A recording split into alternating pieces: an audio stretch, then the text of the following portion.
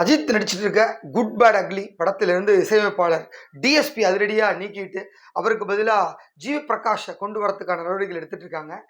இப்போ வந்து கங்குவா படம் வந்து பயங்கர ஒரு சர்ச்சைக்கு உள்ளாச்சு. அந்த படத்துக்கு மெயின் தோல்விக்கு காரணமே வந்து டிஎஸ்பியோட அளவுக்கு அதிகமான அந்த பேக்ரவுண்ட் ஸ்கோரோட இரைச்சல் சத்தம் அப்படின்னு தான் சொல்லி பல மீடியாக்கள் எழுதியிருந்தாங்க. சோசியல் மீடியாக்களில் பயங்கரமாக ட்ரோல் பண்ணியிருந்தாங்க.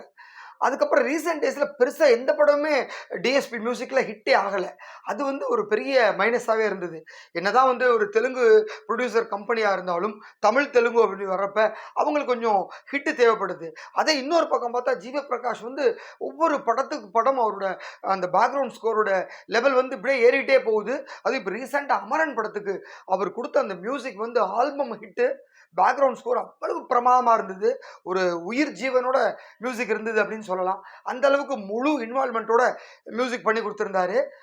அதனால் வந்து ஜிவி பிரகாஷை உள்ளே கொண்டு வந்துடணும் அப்படின்னு சொல்லி பேச்சுவார்த்தைலாம் முடிஞ்சிருச்சான். அநேகமாக இப்போ ஷூட்டிங் முடிஞ்சு அடுத்தது பேக்ரவுண்ட் ஸ்கோர் சேர்க்குற நேரத்தில் அதிரடியாக வந்து மியூசிக் டைரக்டர் வந்து மாற்ற போகிறாங்க அப்படிங்கிற ஒரு செய்தி வந்து உண்மையிலே அதிர்ச்சியாக இருந்தாலும் அஜித் ரசிகர்களுக்கு ரொம்ப மகிழ்ச்சிகரமான செய்தியாக தான் இருக்குது. ஏன்னா அவங்க வந்து டிஎஸ்பி அப்படின்னோன்னு கொஞ்சம் முகம் சுளிக்கிற மாதிரி தான் இருந்தது. ஏன்னா எப்படி பண்ணுவார்னே தெரியல மியூசிக்கு அப்படிங்கிற மாதிரி. இப்போ அந்த ஒரு செய்தி வந்தோன்னே ரஜித் ரசிகர்களுக்கு வந்து உண்மையிலே அது வந்து ஒரு மகிழ்ச்சிகரமான விஷயமா அமைஞ்சிருக்கு. ஏன்னா வந்து போன படம் பார்த்தீங்கன்னாக்க பாட்டாக வந்து பெருசாக ஹிட் ஆச்சு. அடுத்து இப்போ அனிருத் வந்து விடாமுயற்சி படத்துக்கு மியூசிக் பண்ணிட்டு இருக்காரு. அதுக்கு குட் பேட் அக்லி படம் வர்றப்ப இன்னும் பிரமாதமாக இருக்கணும் அப்படின்னு எதிர்பார்க்குறாங்க. இதற்கிடையே நம்ம ஏற்கனவே சொன்ன மாதிரி அஜித்தோட ரசிகர்களை வந்து அவரோட கடவுளே அப்படின்னு சொல்கிறத விடுறத நிப்பாட்டவே மாட்டாங்க போல இருக்கு. இப்போ சபரிமலை யாத்திரை போயிட்டு இருக்க சீசனுங்கிறனால அந்த எடுமுடி கட்டிட்டு போகிற இடத்துல வந்து ஒரு பெரிய பேனர் போட்டு சுவாமியா ஐயப்பாங்கிற இதெல்லாம் இருக்குது. அதை விட வந்து அஜித்தே கடவுளே அப்படிங்கிற மாதிரியா அந்த பேனரையும் பார்க்க முடிஞ்சுது. அதனால் இவ்வளவு சொன்னதுக்கு அப்புறம் அவங்க வந்து வெறித்தனமாக இருக்காங்க அஜித் ரசிகர்கள் அப்படின்னு சொல்லலாம். இதே மாதிரி ஒரு வெறித்தனமான ரசிகர்கள் தான் இன்னொரு பக்கம் பார்க்குறோம். என்ன அப்படின்னு நம்ம இந்த அல்லு அர்ஜுன் அவர் வந்து இப்போது புஷ்பா 2 படத்தில் நடிச்சிருக்காரு. அந்த படம் டிசம்பர் 5 வேர்ல்டு வைட் ரிலீஸ் ஆக போகுது. பயங்கர எக்ஸ்பெக்டேஷனோட இந்த படம் ரிலீஸ் ஆகுது. அதோட ப்ரொமோஷனில் ஒரு 10 நாளாகவே ஃபுல் ட்ரிப்பு போயிட்டுருக்காரு இந்தியா ஃபுல்லாக. அல்லு அர்ஜுன், ராஷ்மிகா மந்தானா 2 பேரும் ரீசெண்டாக வந்து இதுக்கு போயிருந்தாங்க, பீகாருக்கு. அந்த பீகாரில் வந்து ஒரு சின்ன ப்ரமோஷன் ஈவெண்ட்டுக்காக 8 லட்சம் பேர் வந்திருந்தாங்க. அதாவது நம்ம விஜய் வந்து ஒரு மாநில மாநாட்டை கூட்டுறதுக்கு ஒரு 10லேருந்து 12 லட்சம் பேர் வந்தாங்கன்னு பார்த்தோம். ஆனால் இது வந்து ஒரு சினிமா ஃபங்க்ஷன். அதோட ஒரு ப்ரெஸ் மீட்டுக்கு இவ்வளவு கிராண்டியராக ஒரு கூட்டம் வருது அப்படின்னா நார்த்லேயும் அவருக்கு வெறித்தனமான ரசிகர்கள் இருக்காங்க அப்படின்னு பார்க்க முடியுது. ஏன்னா அவருடைய எல்லா படங்களுமே ஹிந்தியில் டப் ஆகி போச்சு. ஸோ ஹிந்தியில் வந்து ரொம்ப பிடிச்சி போச்சு அல்லு அர்ஜுனை. அதனால் வந்து குறிப்பாக வந்து அந்த நார்த்தன் சைடு இருக்க பீகார், அஸ்ஸாம் அந்த பக்கத்தில் இருக்கவங்களும் ரொம்ப பிடிச்சிருக்கு அல்லு அர்ஜுனை. அதோட வெளிப்பாடாக தான் அன்றைக்கி அத்தனை லட்சம் பேரை அந்த ஒரு நிகழ்ச்சியில் பார்க்க முடிஞ்சுது. அப்புறம் நேற்று வந்து சென்னை தாம்பரமில் இருக்கக்கூடிய சாய்ராம் இன்ஜினியரிங் கல்லூரியில் வந்து இதே புஷ்பா 2 படத்தினுடைய ப்ரொமோஷன் இவெண்ட் நடந்தது.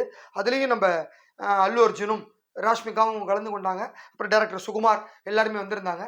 அதில் அவர் பேச ஆரம்பித்த உடனே பயங்கரமான சத்தம்.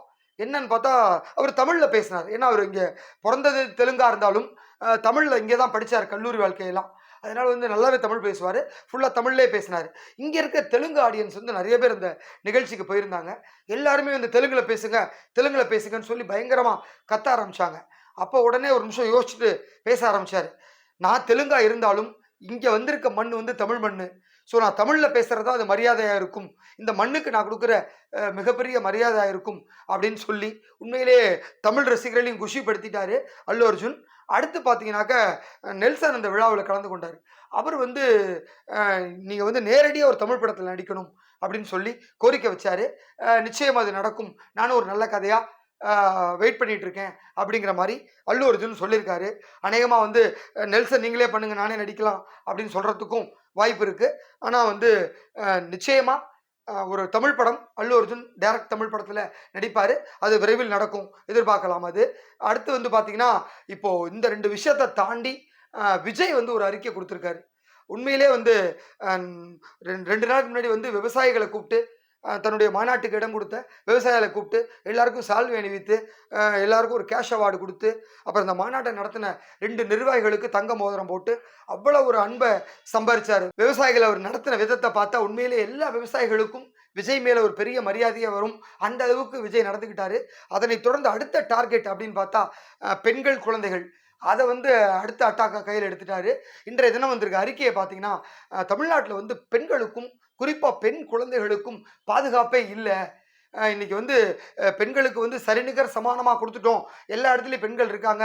அப்படின்னு எல்லாம் இப்போ வாயளவுல பேசினாலும், அவங்களுக்கு வந்து நீதித்துறைய கொண்டு, இரும்பு கரம் கொண்டு அடக்கணும். அது இங்க தமிழ்நாட்டுல நடக்கல. அப்படின்னு சொல்லி ஒரு அறிக்கை ஓப்பனாவே குடுத்திருக்காரு. ஒரு தனியா இணையதளம் தொடங்கி, அதுல வந்து பெண்களுக்கான பாதுகாப்பையும், பெண் குழந்தைகளுக்கான பாதுகாப்பையும் தமிழக அரசாங்கம் உறுதி பண்ணணும் அப்படின்னு சொல்லி, மதுரை ஹைகோர்ட் ஒரு அமர்வு வந்து ஒரு ஜட்ஜ்மென்ட் குடுத்திருந்தாங்க. அத வந்து அடிக்கோலிட்டு விஜய் இன்னைக்கு தன்னுடைய ஸ்டேட்மெண்ட்ல சொல்லியிருக்காரு. எனவே வந்து தமிழக அரசு விரைந்து வந்து ஒரு இணையதளத்த தனியா தொடங்கி, அதுல வந்து புகார்கள்லாம் வரும் புகார்களுக்கு உடனடியா நடவடிக்கை எடுக்கணும் அப்படிங்கிற மாரி விஜய் கேட்டுட்டு இருக்காரு. பெண்களுக்கும், குழந்தைகளுக்கும் ஆதரவாக இன்னைக்கு விஜய் வந்து ஒரு முன்னெடுப்பு எடுத்திருக்காரு. உண்மையிலே ஒட்டுமொத்த தமிழகத்துல இருக்கக்கூடிய அத்தனை பெண்கள் மனதிலயும் விஜய் ஏற்கனவே குடிகொண்டிருக்காரு. இதுக்கப்புறம் இன்னும் ஸ்ட்ராங்கா குடிகொண்டுடுவாரு அப்படின்னு சொல்லலாம். அதை விட இந்த சனி, ஞாயிறு நேற்று முன்தினமும் வந்து இந்த வாக்காளர் பெயர் சேர்ப்பு, நீக்கல் வந்து ஒரு திருத்தல் முகாம் நடந்தது. அதுல வந்து எல்லா சட்டமன்ற தொகுதிகள்லயும் தமிழக வெற்றி கழகத்தினுடைய நிர்வாகிகள் பம்பரமா சுழண்டு, அவங்களே வந்து ஆட்டோல வந்து அலௌன்ஸ்மென்ட் பண்ணி எல்லாரையும் வாக்காளர் முகாமுக்கு யார் யாரெல்லாம் புதுசா 18 வயசு நிரம்பியவரெல்லாம் வாக்கு சாவடிக்கு வரணும்னு நினைக்கிறாங்களோ, எல்லாரையும் கூட்டிட்டு வந்து, அவங்கள வந்து வாக்காளர் பட்டியல்ல அவங்க பெயரை சேர்க்கறதுக்கான எல்லா நடவடிக்கையும் கட்சி நிர்வாகிகள் எடுத்திருக்காங்க. இதன் மூலம் வந்து யாருக்கு லாபம் அப்படின்னு பார்த்தா, தமிழக வெற்றி கழகத்துக்கு மிகப்பெரிய லாபமா இருக்கும். இன்றைய இளைஞர்கள் எல்லாம் வந்து ஃப்ரெஷ் ஓட்டர்ஸ் ஃபுல்லா விஜய்க்கு ஓட்டு போட தயாரா இருக்காங்க. அந்த ஓட்ட ஒட்டுமொத்தமா அப்படியே அ அறுவடை பண்ணிடணும் அப்படின்னு நினைச்சிருக்காரு விஜய். அதற்கு தான் வந்து நேற்று முன்தினம் நடந்த அந்த விவசாயிகள் கூட்டத்துல வந்த நிர்வாகிகள்ட்ட ஒரு கட்டளை இட்டிருந்தாரு. அத ரொம்ப அழகா 2 நாளும் பண்ணி முடிச்சிருக்காங்க தமிழ்நாட்டுல. இது அடுத்த 2, 3 கேம்ப் இருக்கு. அதுலயும் எதிரொலிக்க போகுது. அதனால இந்த ஒட்டுமொத்தமா அந்த ஃப்ரெஷர்ஸ் ஓட்டு விஜய்க்கு விழுகும் அப்படிங்கிறது எந்த ஒரு டவுட்டும் கிடையாது. அந்த அளவுக்கு அவங்க ஈடுபாட்டு இருக்காங்க. ஸோ விஜயோட ஒவ்வொரு படியுமே ரொம்ப அழகா எடுத்து வச்சுட்டு இருக்காரு. அரசியல் சாணக்கியத்தனத்தோட தன்னுடைய விஷயத்த நகர்த்திட்டு இருக்காரு. நல்ல காய் நகர்த்திட்டு இருக்காரு அப்படின்னு சொல்லலாம். நன்றி.